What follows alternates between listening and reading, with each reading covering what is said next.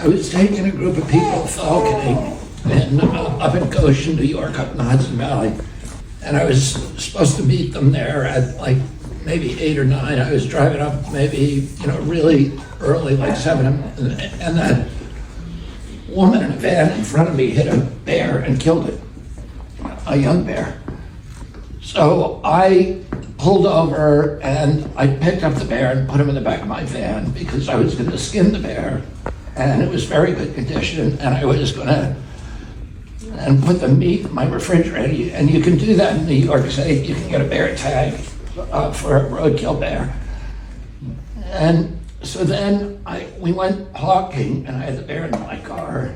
And then we had a really good day, and we went late. We were catching a lot of game, and the people really loved it, so we stayed late. And instead of going back to my home in Westchester, I had to go right to the city because there was a dinner at Peter Luger's Steakhouse.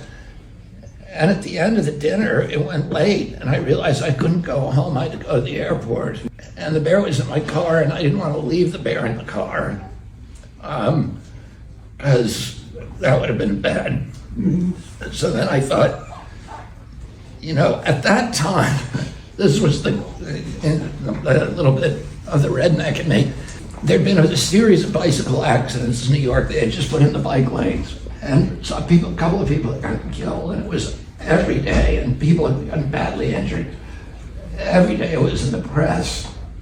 And so I thought, I wasn't drinking, of course, but people were drinking with me who thought this was a good idea.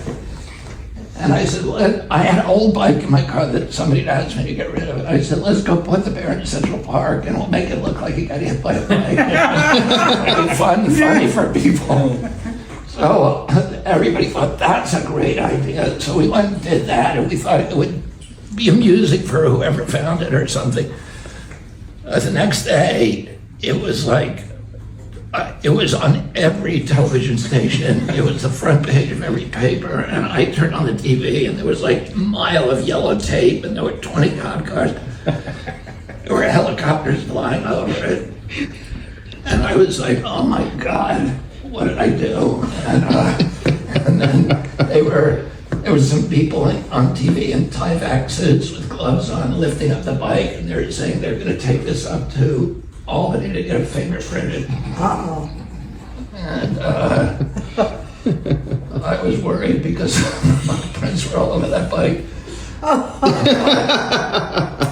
Luckily, the story died down after a while, and it stayed dead for a decade. And the New Yorker somehow found out about it, and they're going to do a big article on me, and that's one of the articles. So they asked me, the fact checker said, it's going to be a bad story. Right? I think it's a great